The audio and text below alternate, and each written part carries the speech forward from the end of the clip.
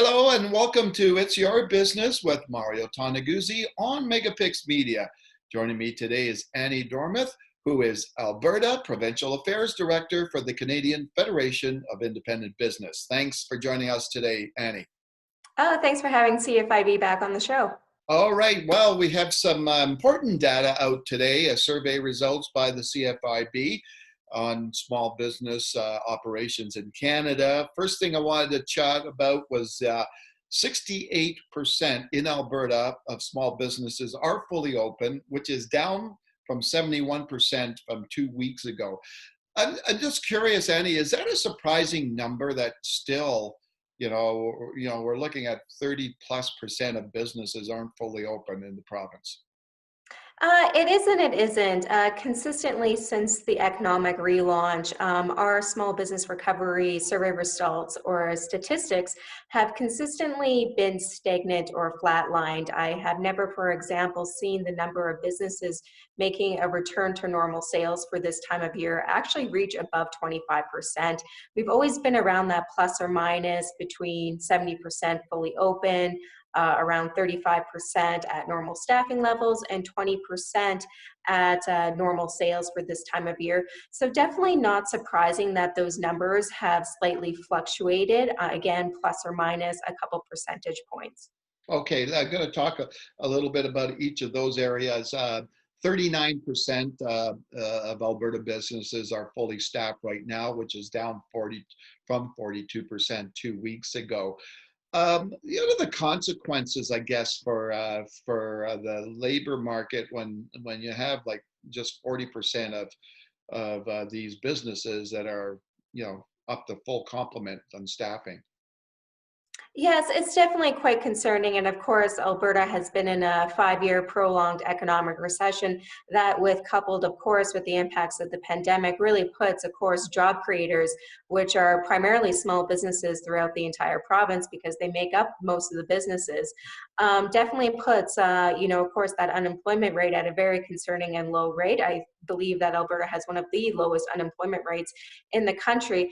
And also, it's quite interesting, we talk about these statistics here, and despite the fact that Alberta has one of the most open economies now during the pandemic, we're still actually reporting a slower economic recovery compared to other jurisdictions that have even entered into second round of business closures and dealing with that sort of implications.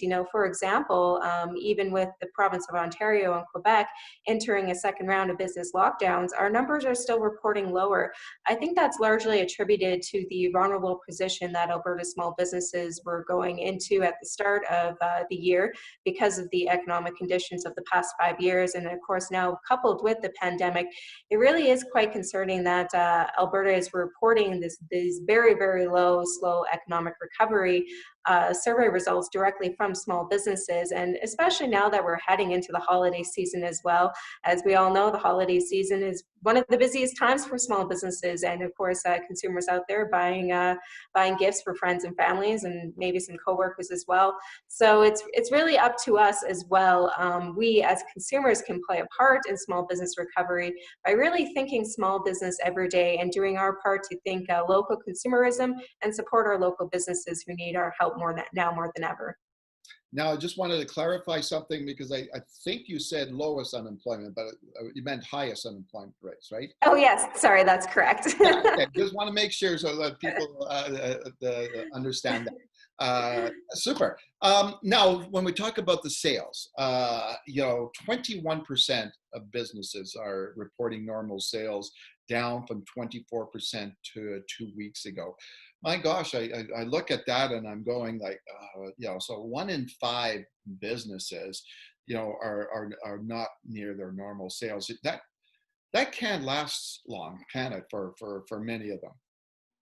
Well, and that's exactly the fact. Alberta, on top of that, coupled with these low kind of recovery rates as well, also is reporting some of the highest number of businesses considering actually completely closing in bankruptcy.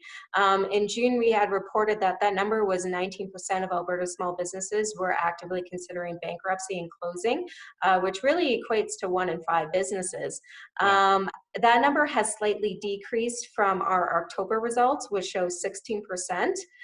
So it is good news that we have a little bit of a lower result on that. However, still one of the highest in the country with regards to the number of businesses considering completely closing. And again, that's largely attributed to the fact that businesses simply are not seeing a return to normal sales that is sustainable for their operations. Yeah. When you look at things right now, Annie, and obviously, whether or not we are in a second wave, is sort of semantics, an argument about semantics. But there's no doubt the cases here in Alberta are rising and rising at a high pace these days.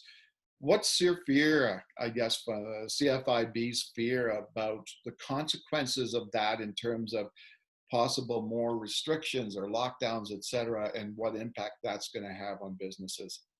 Well, 60% of Alberta small businesses said that they could not easily survive a second wave. And as you pointed out, we are reporting higher case numbers day by day here in the province.